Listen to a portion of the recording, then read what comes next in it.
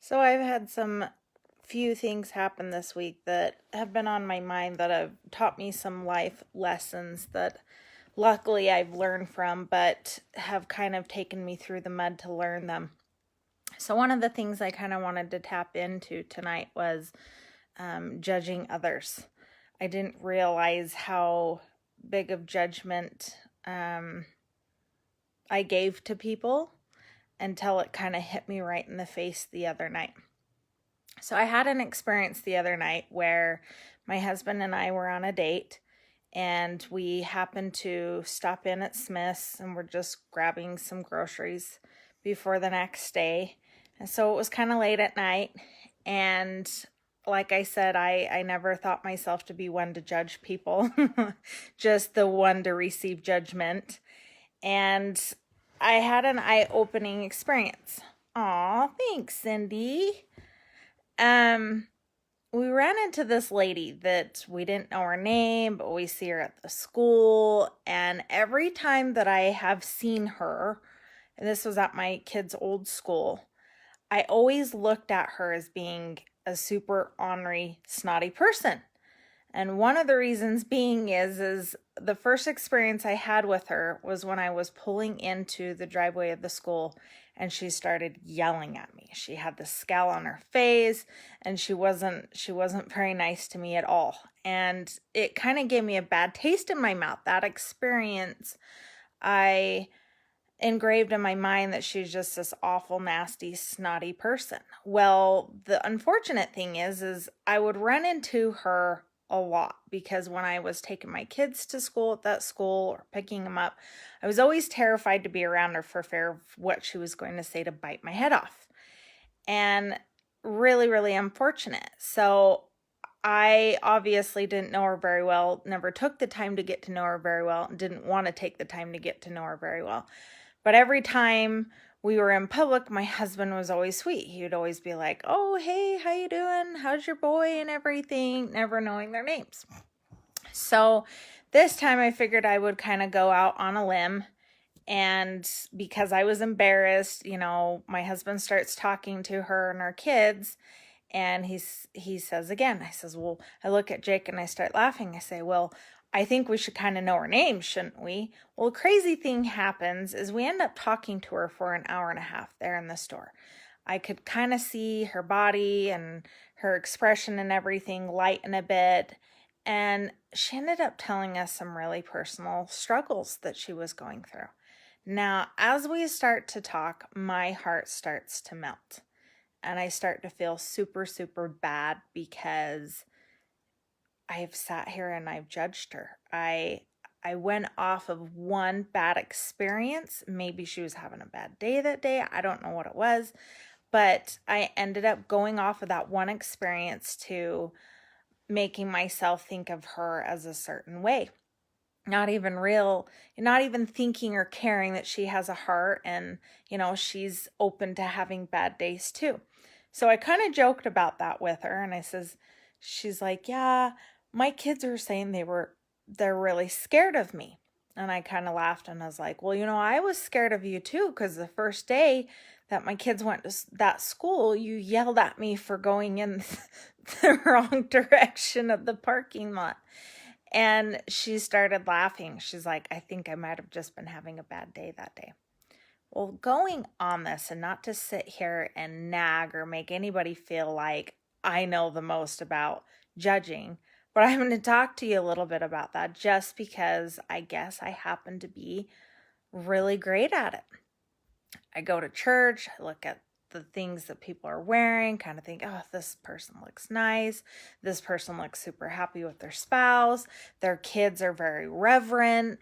They're not yelling. They don't fight. I talked to my other friends this week and talked about complaining about how my kids never play with their dang toys and how I don't want to sit there and buy them Christmas because they're not going to play with the toys that I give them, and how frustrated I am just to have some of my friends say, well, my kids love their toys and they get along most of the time, and I'm sitting here shrinking down in my seat going, oh, I must be like really unnormal, or I must be doing something wrong, What is it that I'm doing as a mom or as parents where our kids aren't handling the things the way they should? Or why do our kids want to watch TV a lot more than other kids that are outside actually playing? I mean, times have changed since when I was a kid. And so those were some of the things I kind of learned this week. So then I also had another experience with my son. Okay, he has this best friend that they would play, they'd come over here all the time. And I was so excited because for maybe the second time in Peyton's life, he finally has a friend. Since we had to move schools, he's not by his best friend and he never gets to see him. So now we're at this new school and Peyton has the opportunity to make friends. And for 2 years in a row, he makes friends with this kid and this girl. Well, the last few months, he's been coming home really acting out. And part of it is because of the struggles I'm going through with my therapy and how I respond and react probably first few days after my therapy. I'm either numb or I'm emotional or angry. And so that obviously I know doesn't affect our kids well or my husband because it builds that insecurity of what's going on, why are things unnormal. So the last few months he keeps coming home and he's angry and he's going back to that really Henri just snottiness, and he's taking it out on me, and I'm frustrated and feeling angry. And so many times I sit down with him and I'm like, hey bud, what's going on? Why are you acting like that? And he's like, I don't know. And so I've done everything I could. I messaged the teachers. The teachers kind of took a while on messaging me back and then what can we do, like what's going on. So then Peyton finally starts telling me that his 2 best friends are now fighting against him and he's fighting against them. And part of me, gets in that mama bear mode where I'm like, oh, it's not my kid. My kid could never do anything wrong. What are these other kids doing to him? And I go back into that mode of my son is being bullied, in that victim mode of being a victim and everything. And I start to judge these other little kids and their parents and everything. And I keep trying to get it out of Peyton. He's not telling me, and the teachers are trying to figure out what's going on, and the principal and stuff. And it's just so painful to watch your child go through something so hard and to not know what all you can do about it. And the hardest thing is they're his 2 best friends. So what do you do? So, we unfortunately my kids have been bullied a lot, but it's important for us not to take the victim role in things. We could go through heck and back throughout our whole entire life, or maybe just a few moments of our life. And it's really important on how we respond and react to the challenges in life, I've found. Because this week after I had my therapy, my EMDR therapy on Monday, I tell you, this week has been one of the hardest weeks of my entire life. I have relived things that I never wanted to relive. I've looked into my kids' eyes and I've relived being a 6-year-old, a 9-year-old, and a 13-year-old. And the pain that came from being at those ages. And I look at my kids and I think, man, they're so dang lucky that they have the life that they have, that they're fighting over something as little as what show to watch on TV. Yet at that age, I was trying to figure out how not to be molested or raped anymore. And I could sit here all these years and focus on something so negative and so horrible, like I did this whole entire week. I chose to lay in bed and be a victim.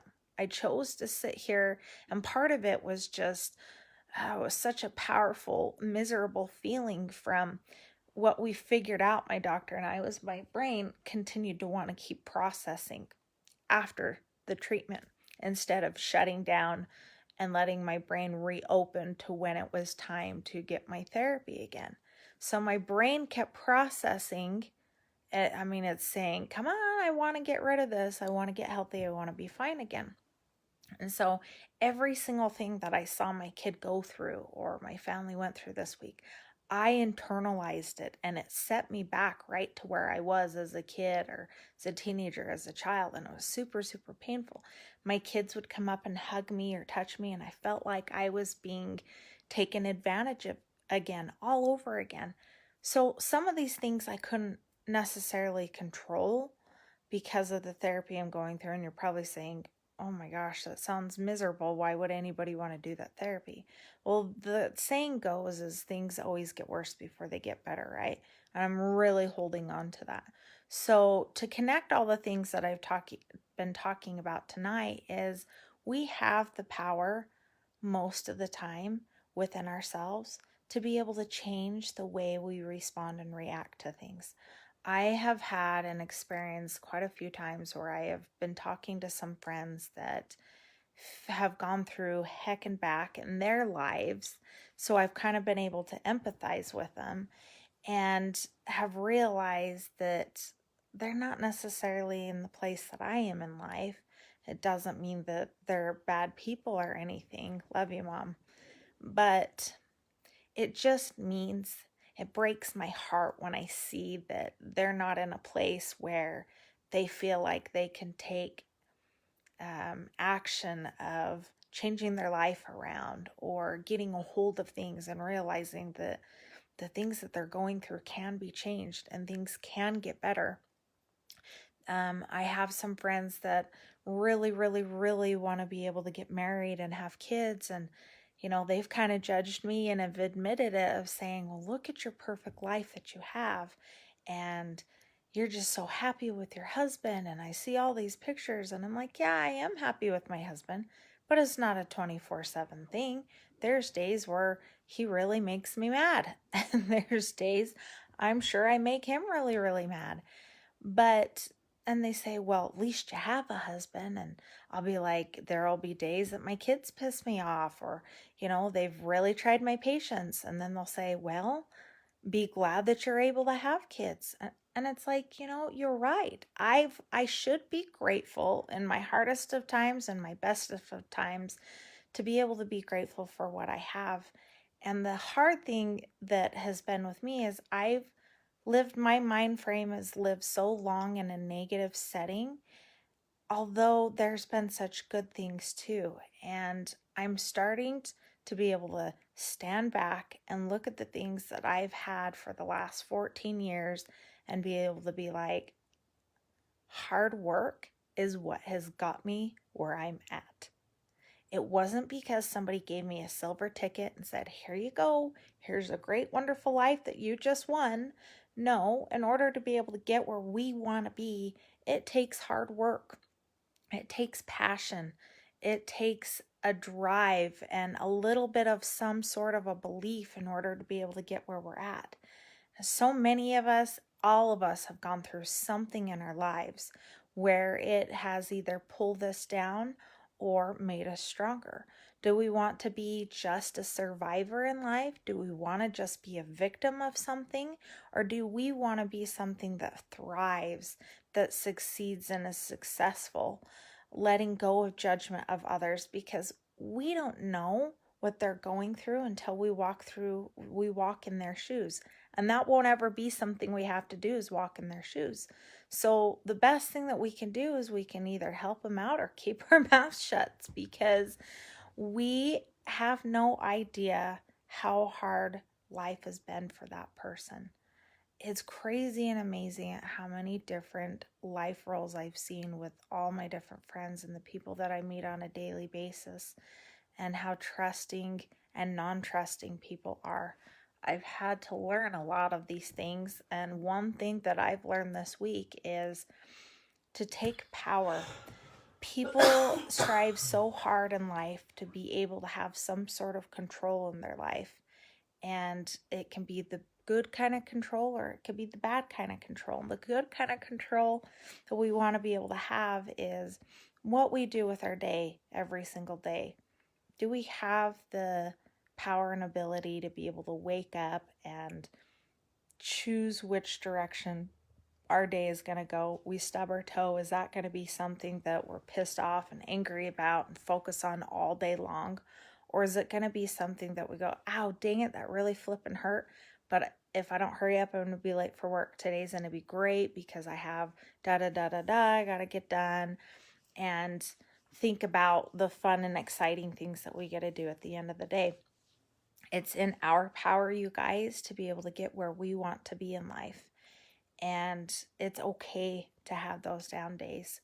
It's okay to need to know that we need to get help mentally or emotionally. It's okay to be able to, get frustrated with your kids or get in an argument with your spouse or have some road rage and and say some maybe nasty words, but it's all what we do to make up for it and the person that we build ourselves to be. What type of person do you want to be? Do you want to be one of those ones that you see yourself in the mirror of wishing and wishing and wishing? One of the things that my doctor explained to me this last week was, and I might get it wrong, he says there is, what if, now I'm forgetting what it was, but basically what it is stop looking at the past of what you can't change. Stop looking into the future of what if, but focus on the how about now? What is it that you're going through now? And he's reminded me to look around myself and think, is there anything around me that's causing me to feel unsafe? Is there anything around me that's causing me to feel unhappy and sad? And he says, basically, most of the time, there's not. It's a story that we're telling ourselves. So try to focus on what type of things that you can do to change yourself, not change others. What you can do to make yourself be happy instead of relying on others for your happiness. And if you're not yet where you want to be, it's time for you to do something about where you want to be and what you want to become. So those are just kind of a few things on my mind. It's interesting to see what judging someone, how damaging that can really be for yourself, and how hard sometimes it is in life to be a mom or to do work or whatever it is, but that we still make it through. And then also to know that we're human, but it's okay to have emotions and to feel and to make mistakes and to have struggles, but that it takes hard work to get rewards and to get to good places and good things with good people. So remember where you're at in life, and if you're not liking where you're at, do something about it. Don't be one of those ones that is sad and complains about where you're at, because you have the ability to change it.